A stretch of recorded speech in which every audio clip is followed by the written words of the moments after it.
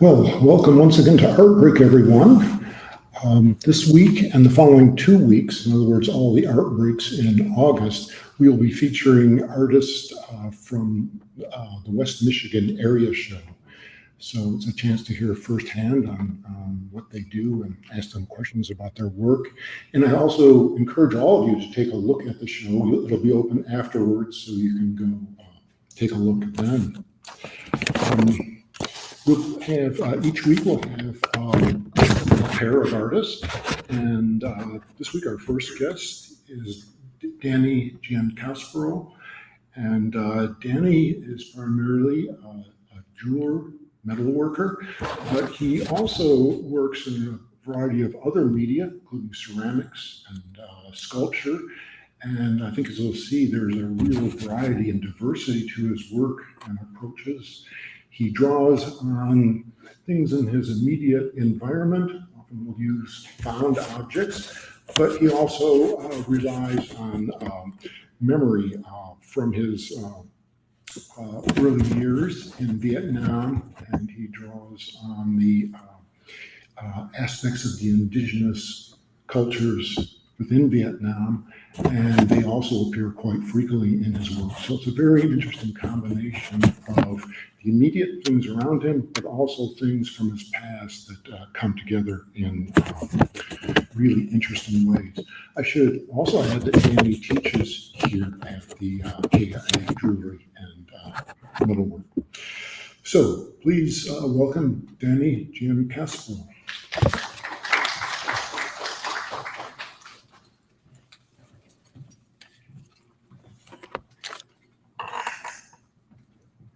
Hello, everyone. Can everybody hear me okay? Yes? Okay. Thank you, Greg. That was a very lovely introduction. We appreciate it.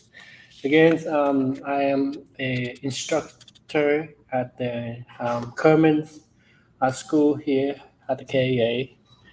And today I will talk about my early childhood and the influence of the culture. Both culture had influenced my work. And second, I will talk about my undergrad work, exhibition, and a post-residency here at KA a couple of years ago before the COVID hit.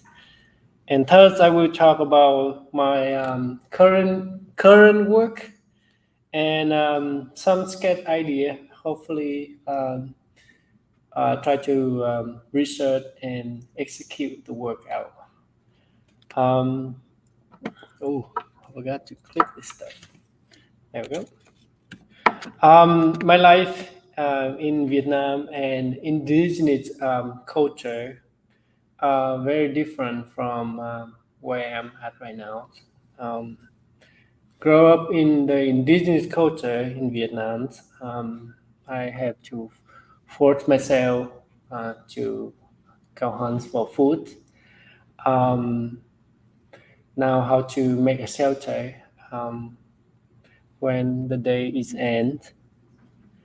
In US, when I got adopted, I had to force myself learn the language, the culture, and just pick a side of the political, what side you are in, and hope the best of it. Whatever your parents tell you, you should probably try to figure it out in your own. The information in both cultures keep thrown at you. They always think that wanting you to know, but the best is just to try the best as you can to approach to the peace for your life on it. In Vietnam, they only one political that you are following to, which is the communists. And which is, you have to be happy with it because they are one party, right? Everyone dreamed to come to America. When I was growing up in the countryside, everybody dreamed to come to America, seeing all this TV. So on the TV, the snowman, all that kind of like idea of the world in America. Everybody just want to live there because we have everything in America. Until you come up here, they are quite difficult. You know, the language barrier, the food, and you know, most important is just to understand other people speak to you. That's kind of like most important to adapt to a different culture. Here you have to work very hard to pay the rent and just what you can. When I got adopted at age 14, I told my friend in Vietnam that I will be rich someday and I will build everybody a house and I will come back with the money. I will buy everybody a motorcycle so they can use that motorcycle like driving around the countryside. Yeah, that's some of the compare contract about the living in the two culture. Grow up in both culture, my perspectives changed. You know, I saw jewelry as a symbol of loyalty, power, and well-being. My mother, when I was younger, my mother wore a lot of jewelry, and I always fascinated. Want to understand what the meaning in the origin, how it will make. Here is some of the images that I capture of the tribe called Kayong. We play gong. That's all the music we call in gong is the soul of spiritual and calling our ancestor to worship earth. And as you see, the old man over there, he probably one of the head tribal who making all the decision of whether he do it or don't do it. So I grew up in Kayong, tribe called Kayong, one of the 54 ethnic group in Vietnam. We have our own language, the worship, clothing that were very unique for each own tribe. We communication through the language called Vietnamese. That's how we understand each other. At age 6, my parents passed away due to natural disaster, leaving 7 of our siblings behind. So I'm stuck with one of my brother, and try to survive. Everybody have to like separate to find food for themselves. You know, if we are together, it's very hard to share a piece of bread or whatever, potato, right? I lived and survived in the forest for 2 years.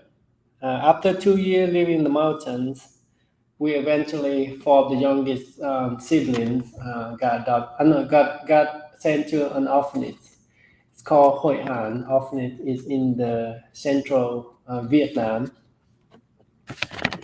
And yeah, all about, that's pretty much, a little bit about me. Here are some of the silversmiths of the monk people.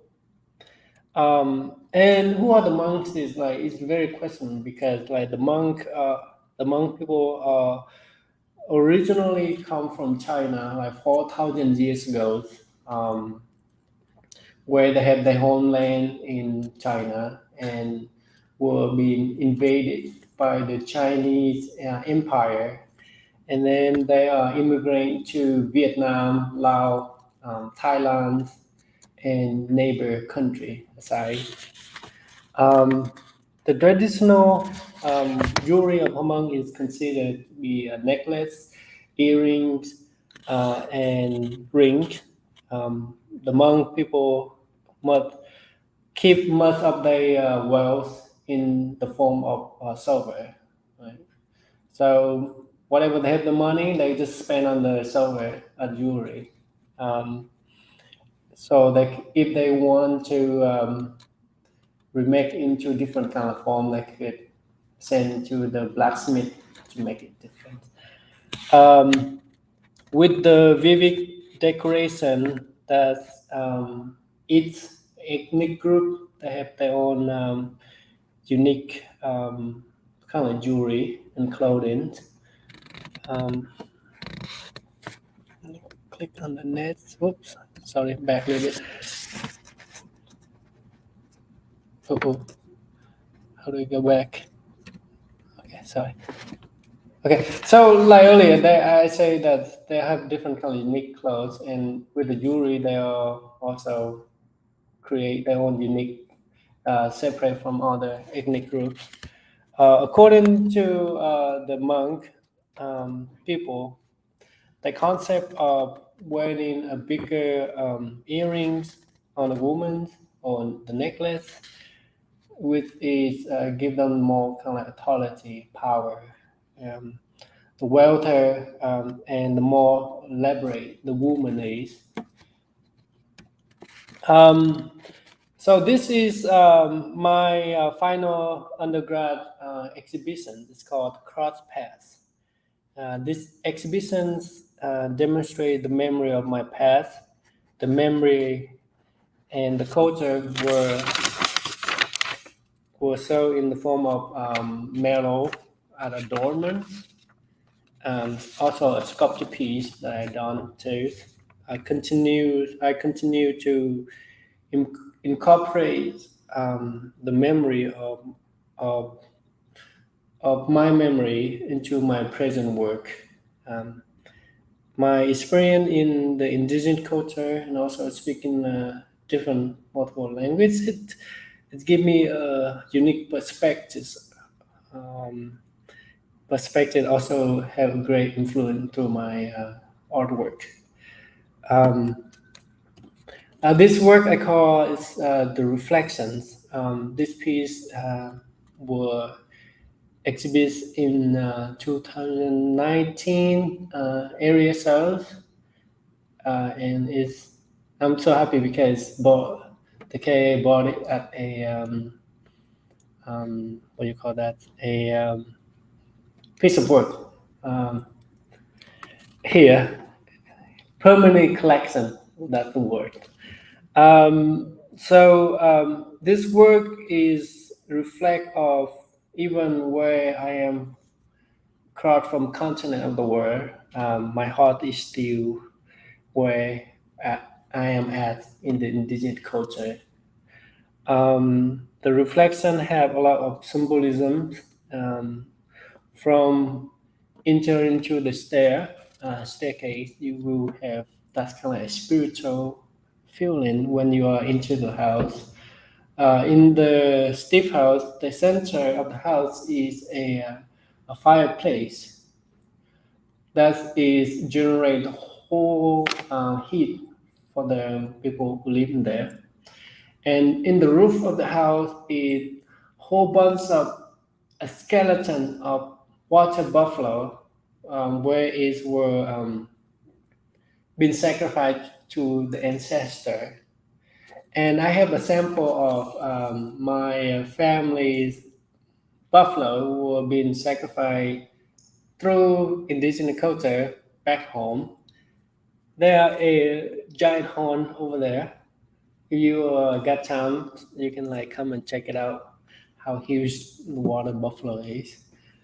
Um, so this is the top of the piece. The buffalo is also a very important in our culture.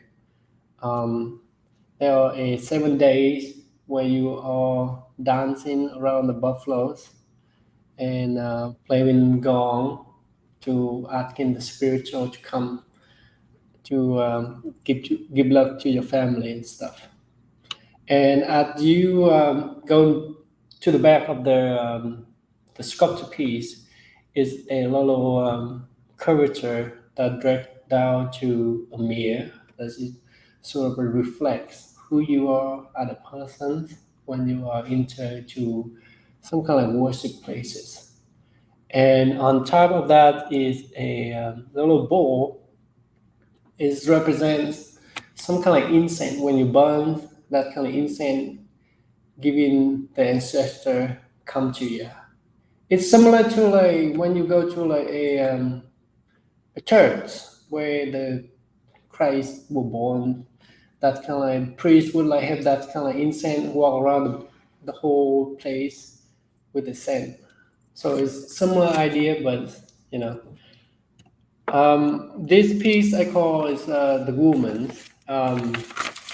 The reason I call it the woman is because the form and the body shape, stuff like small and bigger. In our culture, the women are very important role in our society, and they kind of make a lot of decisions. Men would just go work, but women would be like the speaker in the house. They would keep all the money from the whole house. They would be holding it. This work also influenced through the history.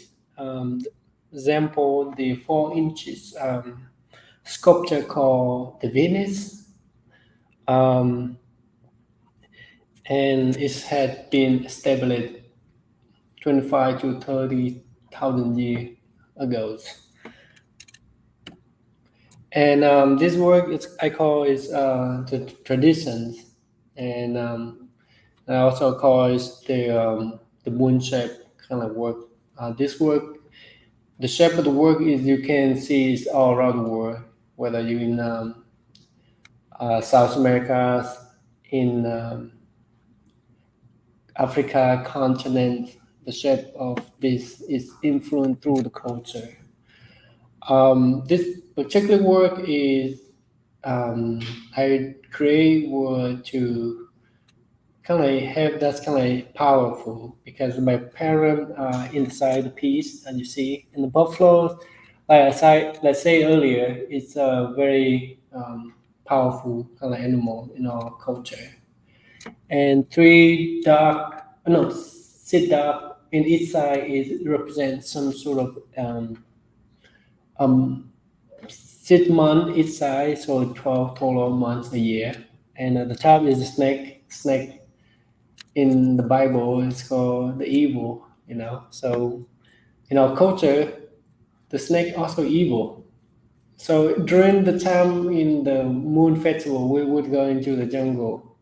We would find some kind of a tree that have like snake curve, and we'll bring it home and then we'll put it on our front of our doorway just to persuade all that evil.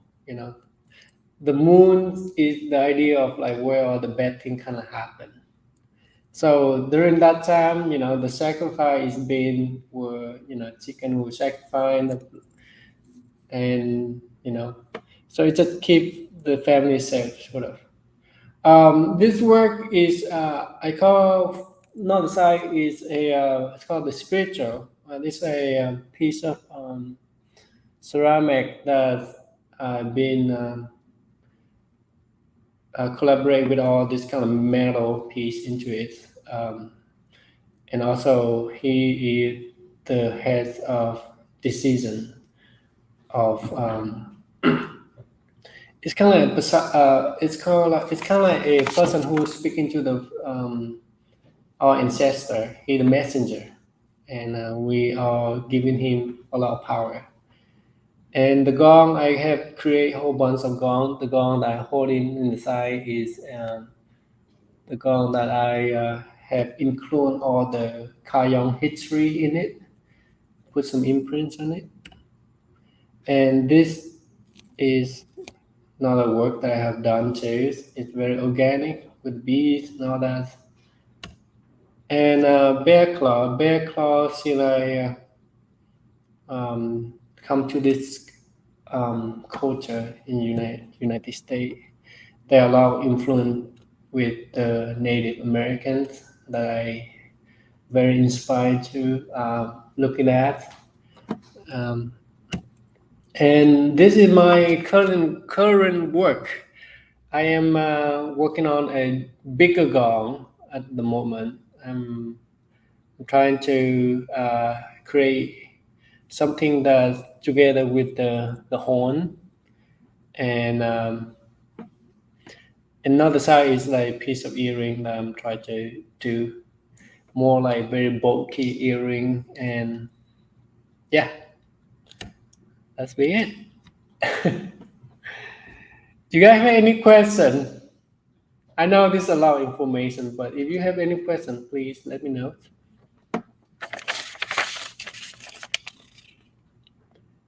Okay, if you like what you see, and I will be in here in KIA teaching, and yeah, thank you very much.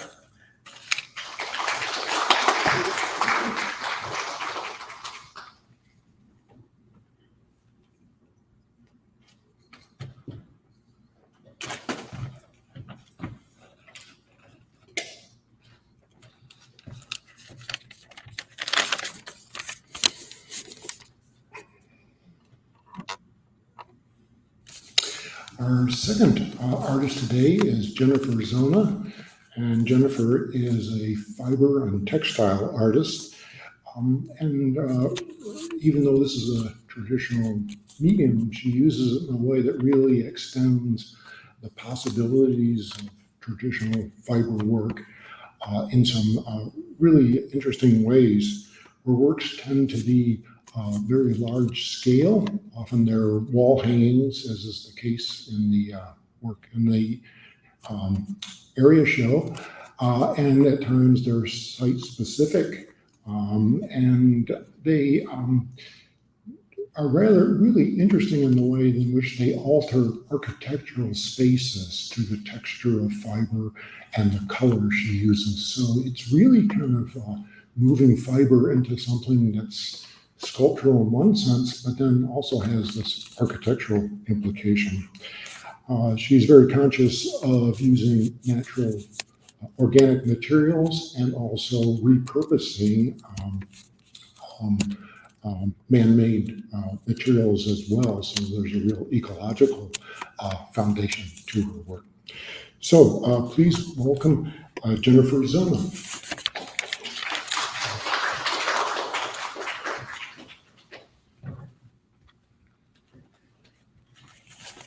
Hi, thank you for that great introduction. My name is Jennifer Zona. I was actually born here in Kalamazoo, and I currently reside in Berrien Springs, and that is where I currently am working in my wool. I started working in weaving during my undergraduate studies. I studied abroad in Kingston, Jamaica, at the Edna Manley School for Visual and Performing Arts. And while I was there, I took a weaving course and was really frustrated. All I could find commercially to purchase there were things made of plastic, acrylic-based, and was kind of venting with my professor while I was there and told him about my frustrations. And he looked beside me and he said, well, that's a banana tree. You know, you can weave with banana. And I thought, oh, I've never even thought of that. I didn't know that. So I grabbed this tree that was already chopped down and began to play with it and fiddle around, and found that it was really an amazing substance to weave with. And after visiting a plantation and cutting down about 30 of the trees, which is ecologically friendly, banana tree, once it gives banana fruit, is able to be cut down, and it regenerates almost instantly. They grow quite fast. And began processing that. And this was a picture of my studio space that I worked in while I was in this residency. And I created about 6 forms while I was there out of the banana fibers. And this is a small scale one. if that tells you anything. The largest was 60 feet and 15 feet around. I left them hanging in the gardens of the university, and my understanding is they survived about 3 hurricanes. So I was really proud of that. Let's see. Next, I didn't do weaving for many years. After returning from studying abroad, I was really disgusted with American culture and our excessity, and I didn't even know what I was going to do when I returned. I almost failed out of art school, literally, because I couldn't decide. And thank goodness for the junior review process. They kicked me in the butt and they said, you got to make a decision, which I ended up focusing on ceramics for my thesis, for my bachelor's degree. And when I went to graduate school in Albuquerque, New Mexico, at the University of New Mexico, what is it called? Oh, goodness, why can't I remember where I went to grad school? Anyway, the University of New Mexico in Albuquerque, I took a weaving course. I had to take something out of the department. And while I did that, I began this brown form here, which is all handmade ropes out of acrylic. Then I didn't really care for the color of it, and I actually covered that form with Elmer's glue and earth from the Jemez Pueblo. So it's a red earth, really beautiful area of the world. I would never have gone out to that place and dug it on my own because it is on a reservation, but a student had done this before I was there, and it was in my graduate studio, and I thought, what a great, lovely organic color to use. So that sparked my weaving brain again. And so here it was, I was in 2004, 5 years later. I couldn't stop. I couldn't do any more ceramics. I started weaving, and I wanted to work with recycled materials.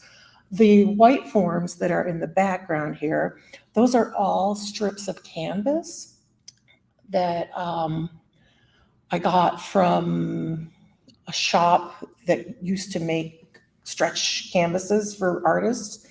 And so I started weaving with that. The red that's running through the forms is red lace. The red lace I thought was a really vibrant color that added another texture to the forms. And this particular form is actually called Death. This form is called the Energy of Life.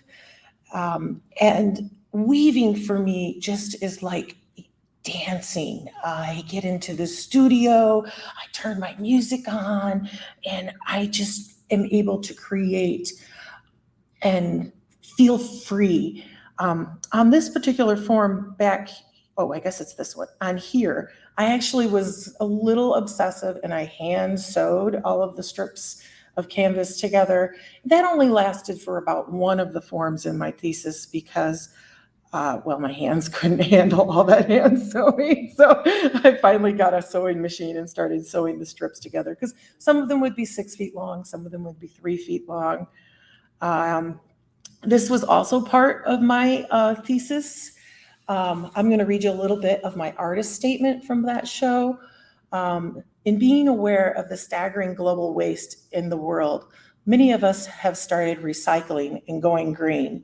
My work process begins with discarded fashion. I discover these woolen materials and I cut them into long strips. Hundreds of sweaters, shirts, skirts, and coats are torn apart, and the strips are being tied, knotted, woven, and braided together to create a collection of varied objects that recall organic forms. There is no tool other than a pair of scissors when I fabricate.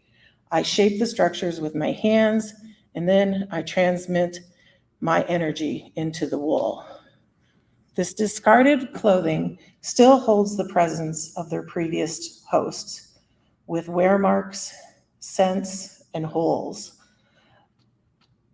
Though these enormous pieces dominate the room, on one hand, they emanate a negative energy with their huge dominating scale within the gallery space, and on the other, they seem helpless, hanging forms. The weight and the textures of the material bring up emotions of security, similar to the comfort of one it feels like, the security of putting on an old sweater, that warmth. Or as natural as being encased in a cocoon, ready for a metamorphosis.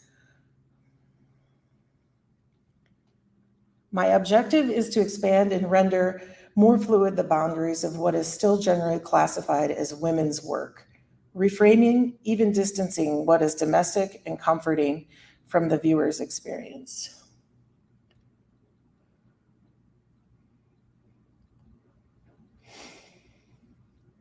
So after I graduated with receiving my Master of Fine Arts degree, I decided to not make art.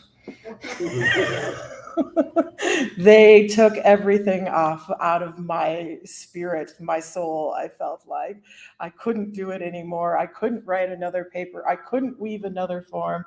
That lasted a whole 3.5 months before I had rented another studio space and began making again, which led me later on to do another residency in Blöntos, Iceland. There's a textile residency there.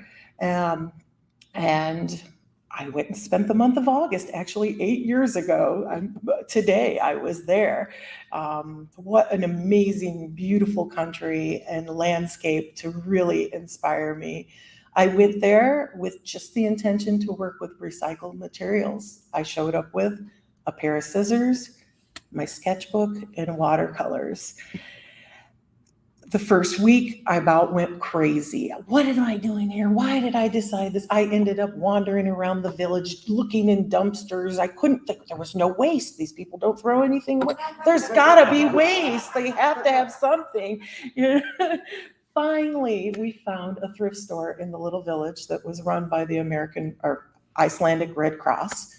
We went in there, the woman gave us the keys to the shop, said, give it back to the headmistress at your residency when you're done. You can have anything you want. And she goes, I don't think you'll want this. And she kind of opens this back room door. We threw away a couple bags of this last week.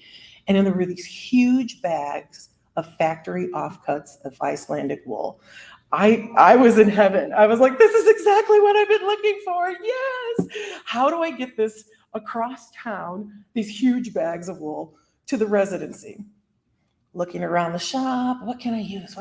I ended up with a baby stroller, walking down the streets of Iceland with these bags of wool. It was just wonderful.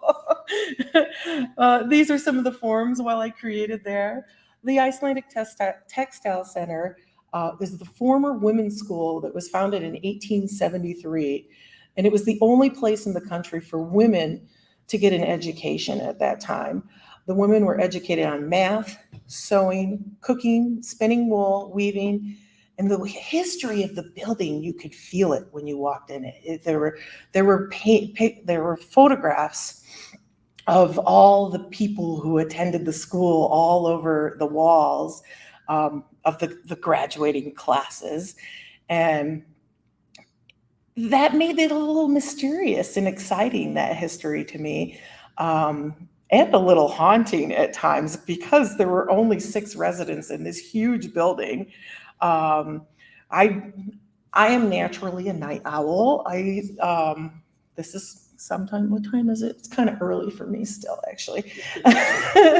So I would stay up all night and I'd be creating, and my other resident friends would say, how do you stay up that late? I said, this is just what I do. I'm cutting wool and I'm creating, and there were a couple times there, in this old building, I hear these sounds and I thought, okay, maybe it's time to go to bed,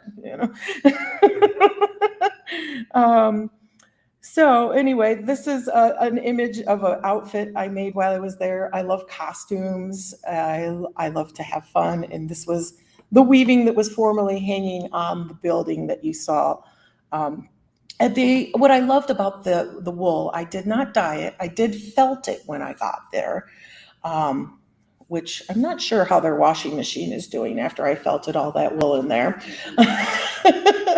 But hopefully it's in good hands still. And the Atlantic Ocean was literally, 50 feet outside of my window.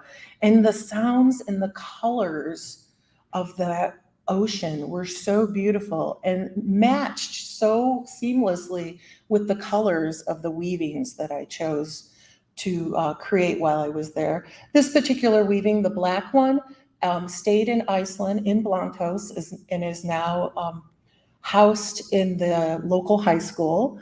And the blue one, I brought that one back with me. That was a fun adventure. Only $100 to check it over as oversized luggage. I couldn't have shipped it that way, but I have that in my collection still. After that, I moved to Michigan immediately after returning from Iceland. I left New Mexico. I left my studio there. My mother was having a surgery, and I moved back to help her out. And shortly after moving back, I decided to do ARTprize, my first application to ARTprize, and I was accepted at the Grand Rapids Ballet Company, one of the furthest from the center of the ARTprize. So I didn't get many viewers, but I did have this awesome opportunity. This particular weaving is 60 feet long and 10 feet high. Hand dyed, and I worked with some non-traditional materials. There are some cut-up sweaters in there. I was donated a spool of cotton fabric, and you'll see how lovely bright yellow that is. Well, I dyed that with turmeric, and I did learn a little bit about turmeric. Turmeric is actually a light fast fabric. So this was the first day I hung it up. By the end of ARTprize, it was completely white. Actually, 5 days later, it was completely white. It had been bleached by the sunlight that quickly. And I thought, I can never get turmeric out of anything if I get it in my clothes. And I read up on it, and that's the way you get it out. So if you ever get turmeric anything, just set it in the sun and you'll take it out of there. But it was an awesome opportunity. What a beautiful piece. And it hung on the outside of the building, and you can see some of the textures there. I'm very much about kind of leaving it as is. You'll see some of the tags that were on the sweaters featured there, maybe even a price tag from the thrift store where I bought it. And then just last year, I was given the opportunity to do a solo exhibit at the Art Lab at the Krasl Art Center. This was awesome. 2020 hit. I was locked in my house. I had to stay home. And I had 5 bags of this wool that someone had given me. And so I began dyeing them. I didn't know what to do with it, honestly. These strips were so small. Some of the strips were only 12 inches long. How do you make a large-scale weaving out of something 12 inches long? Hot glue. Lots of hot glue. Honestly.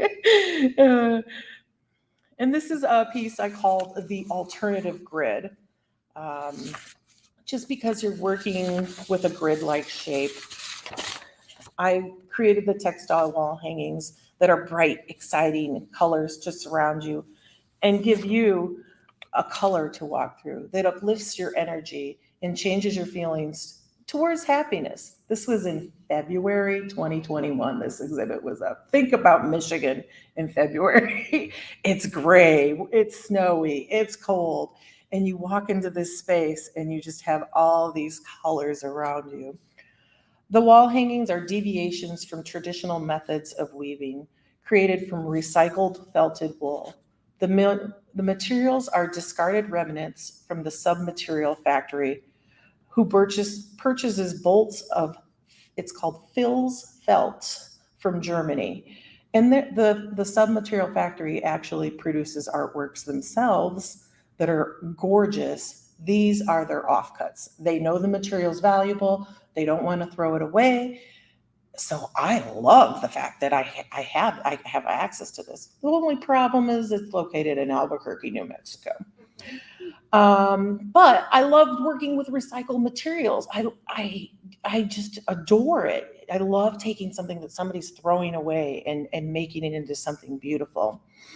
It's important to me as a maker. We have so much waste in our society. It's important to reuse items and reduce the amount of trash that we are leaving in today's world. My process includes boiling, dyeing, rinsing, drying, weaving, tying, gluing. Wool is good for the environment.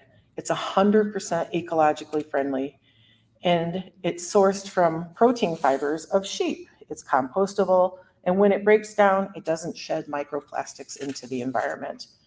I like the history of wool, the warmth, and the comfort it provides.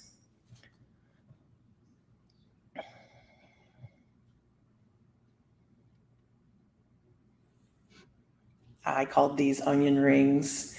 I don't know why. I took a bunch of photos. I thought you all would enjoy these. So funny thing, right before the show goes up, about a week before the show it went up, or maybe, no, it was about a month, I was talking to an old friend back in Albuquerque, and she says, well, I have this friend who's a production manager, and he works for the symphony orchestra in Santa Fe, and he's going to be coming to Michigan. He's bringing timpani drums to Michigan, to Detroit. And I said, well, if he's coming up this way, why don't you have him bring me some wool? And all of a sudden I get a call from this guy. Never met him in my life. He says, I'm coming up to Portage, Michigan. Portage, Michigan, just here. I'll have half of a U-Haul empty. Would you like me to bring you some of your wool? And I said, sure. So he fills the truck up, goes to Submaterial, gets all this wool, fills it up, comes up here, drops off these timpani drums, which they're not cheap drums if you know anything about symphony orchestras. They're the big copper drums, and drops off all this wool at my house. I take him to the airport, and I've got all this wool to create with. Well, he loved my work so much. He was the stage manager for the Angel Fire, music of Angel Fire. So last summer, he brought me out with all my weavings and had me display them as the backdrop for their symphony orchestra during this 3-week-long festival. All these artists from the Curtis, from Juilliard are there playing music, and here I am as the backdrop of it. It was so exciting. Then in 2021, it was a whole whirlwind. I got back from Angel Fire. I basically had to load my car up and take these up to Grand Rapids and install them in the DeVos place. So these were all done before I went to New Mexico at that time. And there's a little picture of me just to show you a scale of how large this piece is. And what an honor. The DeVos place. Yes, nailed it, I felt like, when I was done. Just this February, I went out to Alamosa, Colorado. This was an artist residency that I did at Adams State University. This was the room probably the first week I got there. Look how clean that floor is. Within a month, I was there the entire month of February. I tried to do a piece a day. That I made it about to 13 days, and then my body said, what are you doing? You're not 18 anymore. You can't work like this. But it was an opportunity for me to think of making things a little bit more for the home. So in the residency, I had a kind of an on-campus house apartment. And in that apartment, there was a nail on the wall in one of the corners. And I kept envisioning every piece to go on that nail, because we all have that one corner in our house that needs a little love and brightness and color. The awesome thing about that is Adams State let me bring my pups. So it's Apache and Sebastian. Those are my boys. They were everything when you have to drive across the country by yourself. They helped me. But you can see some of the weavings I made while I was there. I did go a little larger scale the second half of the month. And these are some of those pieces. All of these were sub-material made wool. And I just thought I'd show you a little bit of my process. I gathered some rocks around while I was walking. And when I glue things, you really need to kind of compress it to make sure it fuses together. So these were the perfect weights that I could find on hand to work with. Then in the summer, I had the opportunity, applied for a show at the TLD Design Center, owned by Tammy LePage in Westmont, Illinois. And this was the pieces I entered into the Cross Connections group exhibition.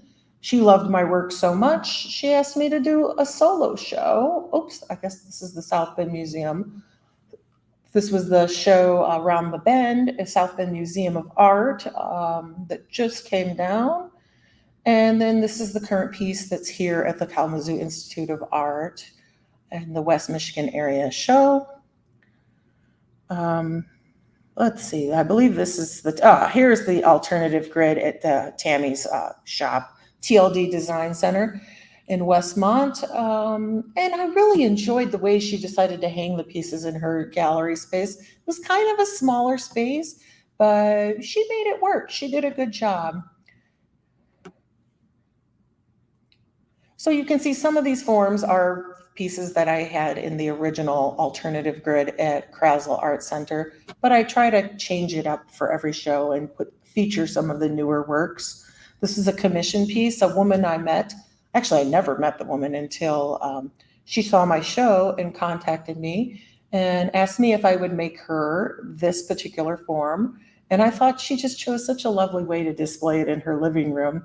I thought I'd share that with you. And this summer, I decided to hit the fair scene, and I did a few fairs. I did the Krasl Art Fair on the Bluff as a part of a faculty tent member, and then I've done 2 Art on the Green sales for them. I often will do workshops. I just did a workshop last weekend.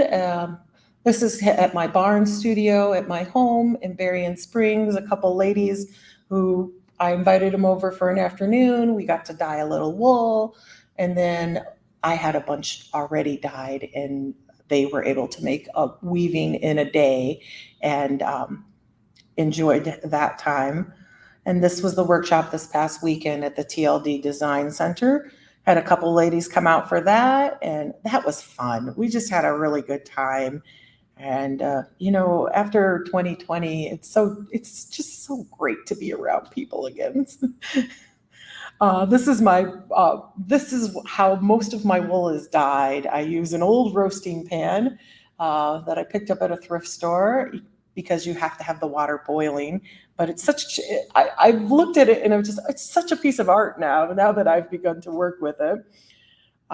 This is an image of the process of the dyeing and how quickly the wool absorbs the dye color pigments once it's heated, and then how vibrant it can be afterward. A lot of the wool I get is gray, so I try to compensate by getting extra bright color dyes. I work with acid dyes. And then this is how I dry some of these crazy remnants. Not everything comes in strips. Some of them come with these awkward cutout squares with strips. And this wool that you're seeing here is the current piece I am working on in my studio. It's so funny. I was looking at this photograph, and those sunflowers are now like 10 feet tall. So it's really great to see the progress that can happen in a month and a half in Michigan. And this is what I'm working on currently inside the barn. This is another weaving I'm making to take out to Angel Fire next week. And this is how it began. And I'm going more for kind of a landscape sunset feeling with this piece. And I got to keep it under 100 pounds because I want to check it on the airplane again. So I'm hoping I'm there right now. It's still hanging on the bar, so I don't think it's that heavy yet, but it's almost done. We're almost there. It's not quite there. I'm not happy with it yet. And then this is some information if you have any questions or would like to contact me. I have a website, jenniferzona.com. I'm on Instagram as ZonaJ, and my Hotmail is my email is jenniferzona@hotmail.com. Thank you very much for listening to me talk about my portfolio of weavings. I appreciate your time. Does anyone have any questions? Yes. So do you, what's your workspace? Are you hanging it as you're weaving? Are you sitting on the floor? Or do you just do different positions all the time? At times I do sit on the floor. This piece here is a perfect example. I have a bar I was supposed to repeat your question. What is my workspace, and what did you ask again? What positions are you in while you're weaving? What positions am I in while I'm weaving? Yes, so I have I do not work on a loom. So sometimes I will just work on a tabletop, just like this here. The table, the rigidness of the wool, it's thicker. It can hold its shape without being taut on a loom. This particular form here with this orange and this blue piece, it's I think somebody made it to be like a clothing rack that's very sturdy, and I hang the pieces off of that. I will work almost to the ground on that. And sometimes I try to stay in the chair, but occasionally I end up on my knees weaving. And then when it gets to the point where I can't weave anymore, I will tie it up, and then from there, weave down from there. But most of the forms, like these here, like you can see these ladies, this is exactly how I work in my home. It's like on a table with a rock, usually holding the piece in form. I have a lot of rocks around the studio and bricks to hold things down. Thank you for your question. Yes, sir. How much of this do you pre-sketch out, or do you ad-lib as you go, or do you get a starting point? How much of it do I sketch out? And my starting point, sometimes it's all about that freshest dyed wool out of the dye pot, what that color. And I'll have totes of wool around me, and I kind of let the color speak to me. Occasionally I will sketch things out, like with the alternative grid forms. I had such a limited amount of wool when I made that show for the Krasl Art Center. Every inch of it I tried to use. Now that I have so much, I can't think the same way. And I'm trying to think as though when I'm making my forms that I have very little colors, because I think that's where they get interesting personally, is where it becomes more collage-like and totemic. But very rarely do I sketch anything out ahead of time. This particular one that's going to be for Angel Fire, the stage manager asked me to make something that was approximately 10 feet by 10 feet this time. So that's kind of, going back to like the sweater weavings of entanglement. With that, I could make longer strips. Working with these shorter strips, most of my process of making is spending time just gluing 12-inch pieces of wool together and holding it for a minute and a half before letting it go. So the processing part is very lengthy. Okay, yes, Miss, another question? Yes, you talked about when you use a turmeric dye. Mm-hmm. Do you use a lot of natural dyes, or do you use chemical dyes? She's asking about the turmeric dye and whether I use natural dyes or chemical dyes. I currently only work with acid dyes, which are chemical dyes, and specifically for wool. I am exploring the avenues of working with natural dyes some more. In fact, I decided to grow a natural dye garden this year, and I've planted indigo plants. I have cosmos and marigolds and sunflowers in my garden that I've been collecting all of those in hopes to explore the avenues of natural dyeing some more. I'm really excited about the indigo. It's right now probably 2.5, 3 feet tall. And I keep going, do I harvest it now? Do I wait? Do I do it? How do I do this? Because that's a whole other beast. It has to be kind of aerated. I saw this wonderful exhibit, and it showed the history of indigo. And there's a certain tribe in Africa that were known as the blue people. And the blue people were the people who processed the indigo. And they would have almost like swimming pools that they would go in and stomp the leaves. And that's what aerates it. And the aeration is an important part of the pigment making. And then they would add limestone to it to solidify it. And that's how you purchase most indigo, is it comes with a limestone carrier, because they make kind of bricks of it actually. But I want to get more into it, but the thing about natural dyeing is I lose all my really intense colors a lot of times when you go that route. Very good question. Thanks. Anyone else have a question? I thought I saw another one here. No? Oh, you had the same question. Okay, great.